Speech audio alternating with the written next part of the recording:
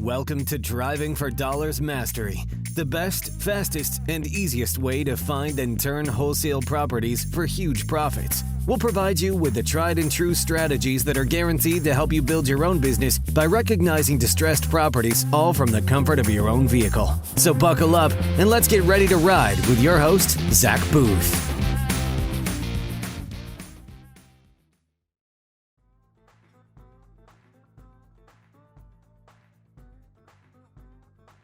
So you hard money. So you went out and got a loan that is a high interest. It's a short-term loan. So you only have a year to pay it off. So you're kind of in a time crunch to make this thing happen. Right. And then you said you gap funded. So you basically paid 25% down for the loan, or how much did you pay down, like upfront money for the loan? And then how much did you have to spend to remodel the house? You had to cover that expense as well, I assume. Yeah. Okay, so initially to get into the loan, I think we were at like maybe 3 points of the overall loan. Okay. So 3% down. So how much was the loan for? The loan, I think that one we had it at 158,000 is what we got on that, and the purchase price was 195 on it. So that gap there was what I had to come up with. Okay.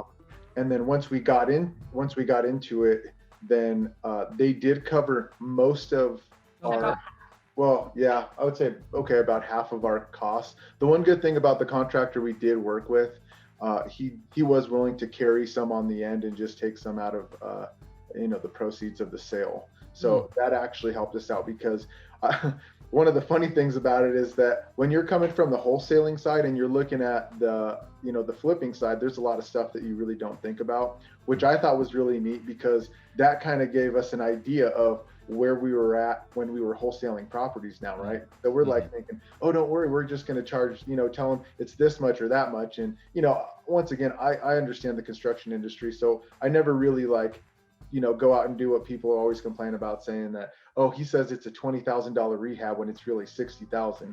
Like, I know it takes money to rehab properties, but there's little things that you really just don't think about. And so now that we're able to do that, just the other day, we're getting ready to close on a property in Colorado City, just south of Pueblo, Colorado.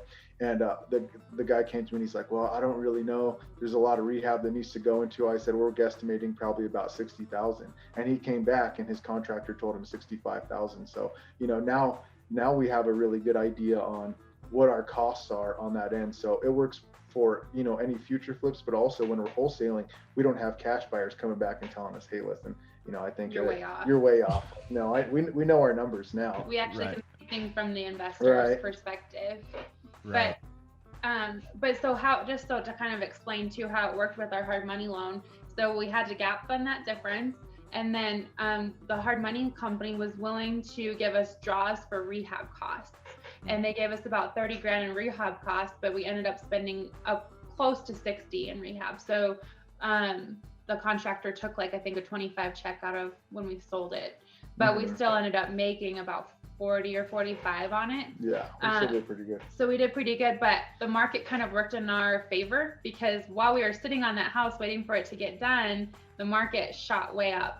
So we originally thought we were gonna be able to sell it for maybe $3 to $315, and we sold it for $328.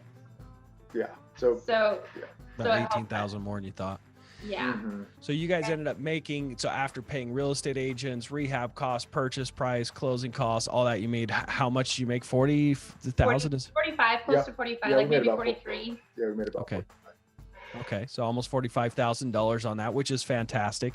Do you remember what you could have wholesaled that property for?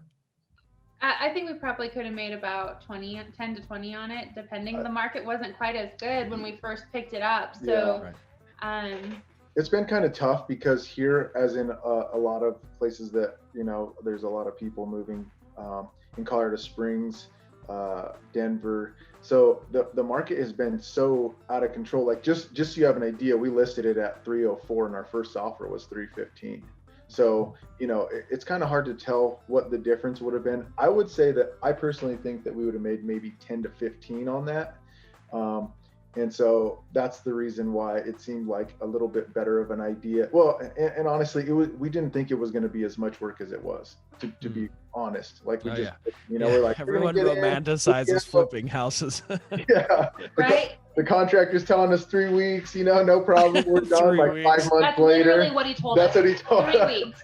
But, slap them. right. But regional was crazy. We had to pull permits, and with COVID, regional was completely slowed down. So we sat on permits for like a month, and it was just different things like that held us up. It was over the holidays. Yeah, through the holidays. And the biggest mistake I think we made with that, like I said, was doing it too soon, because not only did he have to go back to doing concrete to fund our everyday bills, but then it took my time away from the wholesaling company managing the general contractors. Like I was constantly having to run into town and all kinds of stuff. So we definitely did it too soon. It was a good learning experience. But now we're sitting in a pretty good position. So right. So that's one of the reasons I don't like flipping, right? It's one of the reasons I don't flip. My flips, I do close on properties and sell properties, but my flips consist of maybe some power washing and some maid service, right? Yeah. Maybe some carpet cleaning. Like if I have to hire Home Depot to go put carpet in, I'll do that.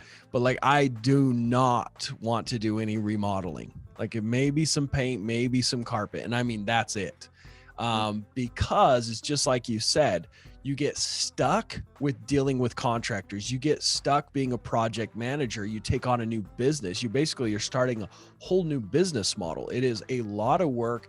And I see this happen with almost every successful wholesaler. They start doing some wholesale deals and they're like, wow, this deal, we're only gonna make like 10, 15, but if we flip it, then we're going to make our money, and then they get stuck. And because they get stuck with that time, they forget about the wholesaling business. Their marketing drops off. They lose some of that consistency, and they could have done 2 or 3 wholesale deals in the same amount of time they did the flip, and they actually would have made more money. They wouldn't have been in a better position in cash flow. They'd have had more deals in the pipeline, right? People that are going to sell because they had follow-up because that marketing didn't stop, right? And I made the same mistake, guys. I did. Like I did a flip. It was up in a place called Garland, Utah.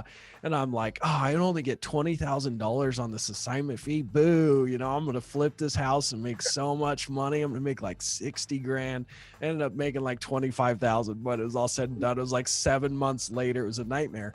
One thing to keep in mind too, they talk about one of the keys to being successful in flipping is being fast, right? One of the best flippers here in Utah, he's flipping houses in 7 days.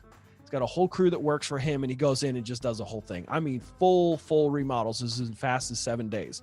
And most of his flips, it takes him about 20 to 28 days, is what he does. And he has like a big container dropped in with every piece of material that he needs for his entire house and stacked in order from, so like the stuff that he needs first is in on the first major door, right? And then it stacks all the way back.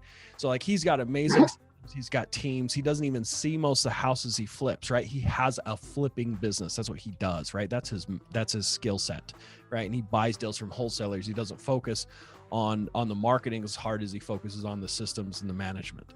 And so keep in mind that flipping and wholesaling are really 2 different business models, and to be careful there. After that experience, I was just like, wow. It's funny because it wasn't that first house that I flipped. I tried flipping before I tried wholesaling, and that was a nightmare too. So I don't know why I didn't learn the first time. I guess I like punishment more than most people, but I love that you guys had that experience, and that's why I brought it up. The other thing that I wanted to share, and why I brought up Tyler, the flipper that does in 7 days, he talks about that speed is the best thing that you can do, because just how the market went up in value, it can drop. And that's one of the mistakes with flipping. I think one of the holes in the business model is if you do not have systems in place to get properties moving quickly, you can have the market drop 5-10% in that amount of time. And if you're banking on it staying the same or going up, you may not even make money, and you would have made way less if you would have just wholesaled it. Right? So I'm not saying that flipping's bad. It's a bad business model. I'm not saying that. I'm just saying that you got to be careful that before you start another business, that your existing business is automated, right? I went into coaching, and I have a coaching business, but my wholesaling business is completely automated, generating $1 million a year without me doing anything, right? And I didn't really start pushing the coaching business until that was automated without me. Right. And so a little piece of coaching there for you guys, but for everyone as well, is to the importance of creating systems and structure to stay consistent. So, but you also did a bunch of other wholesale deals over the last 12 months as well. Yep. Right. And how many did you guys say you did over the last 12 months? 8 deals. Yep. That's fantastic. And a grand total of do you have the exact total, how much you made since you started? I don't know exactly how it's broken out, but I think we're just at like a little over 100,000 in revenue is where we're at. So. Gotcha.